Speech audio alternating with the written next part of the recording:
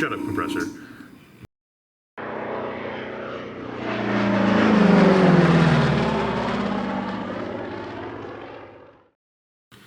Okay, now for basically the last bit of the cockpit before we get to close it up.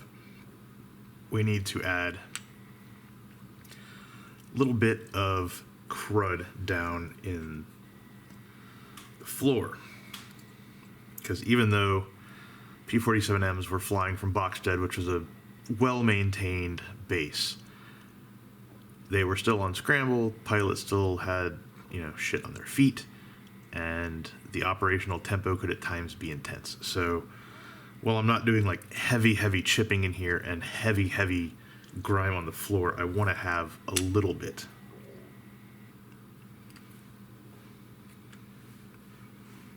So for this, I'm using some ABT 502 light mud, and I believe this is sepia. Yes. So nothing super intense. Definitely nothing like the big Razorback I did last year. But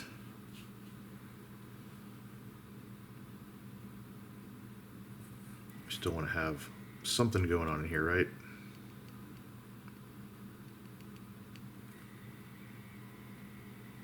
Make sure I can angle it so you can see what's going on here. Now, one thing I like to do in cockpits that maybe isn't necessary everywhere else is to start light and kind of grow.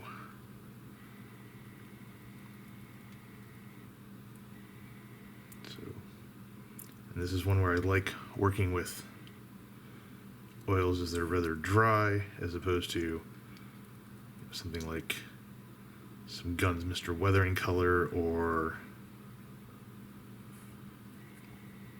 Ammo's oil brushers that are sloppy and wet.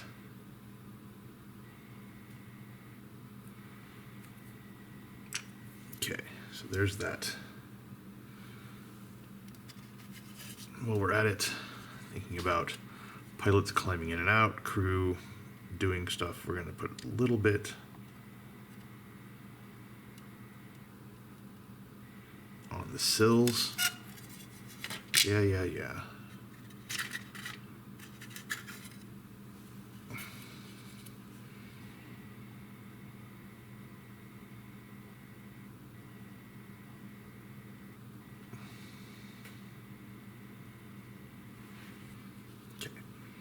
Then what we do is take a brush, come in here and kind of make it sloppy.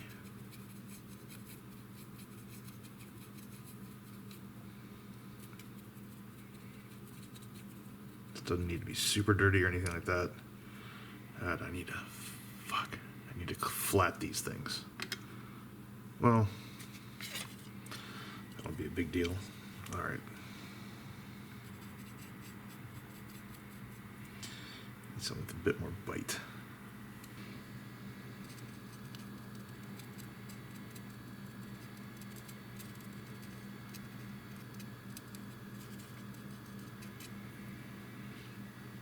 Okay, so really tough to make out on that, but it's there, trust me.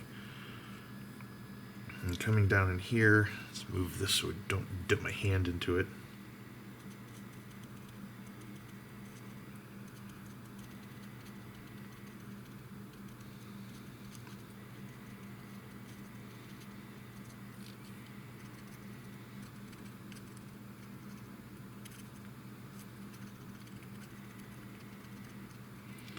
I find this stippling motion tends to do a pretty good job replicating the way that dust kind of cakes up in a few different areas. Just like that.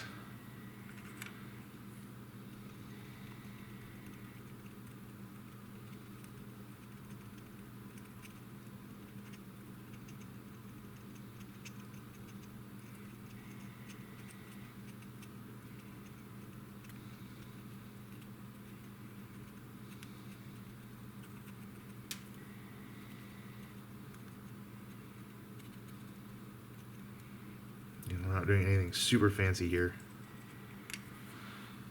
because there's not too much weathering I need to take care of.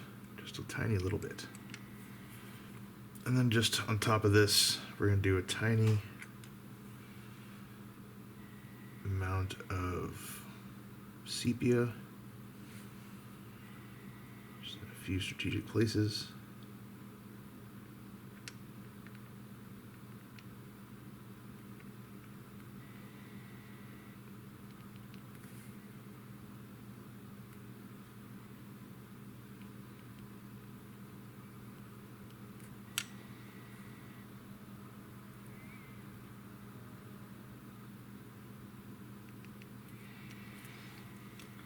Just like that.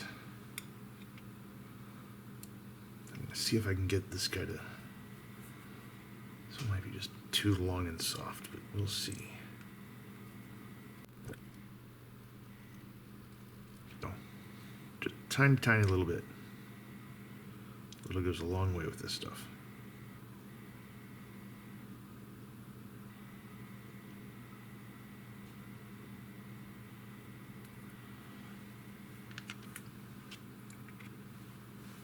I think I might actually come back in here and add a tiny little bit of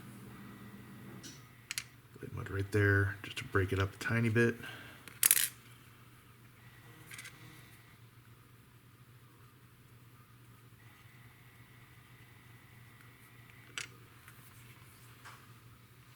And then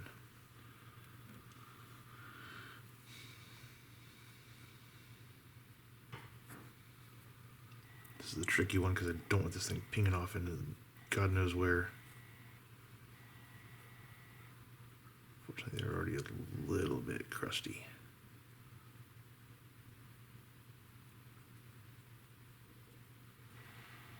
All right. I'm just going to bring the seat into it. Just a few little swipes. Nothing crazy here.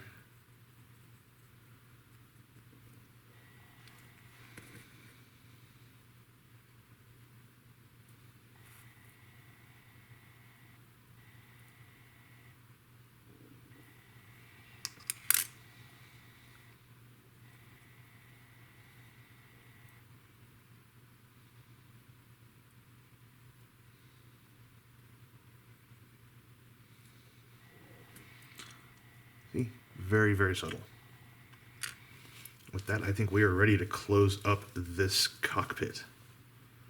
Fun way to attach this guy is just to leave this like this.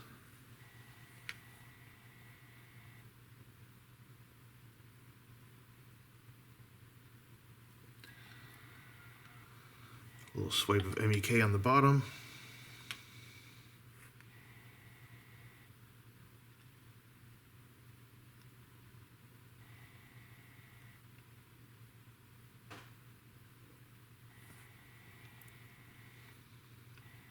Just like so.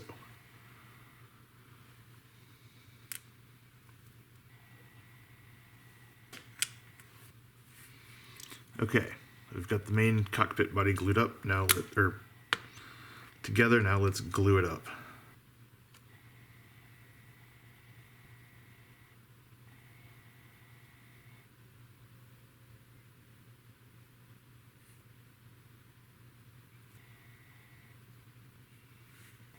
Ta-da! We have a cockpit. Okay, so when we place the cockpit into the fuselage, you can see essentially how visible these cables are.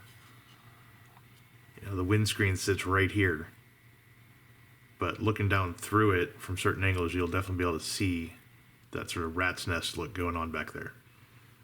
So that's the whole point of that.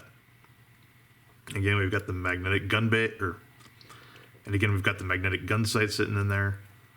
We've got the headrest installed. Throttle's looking good.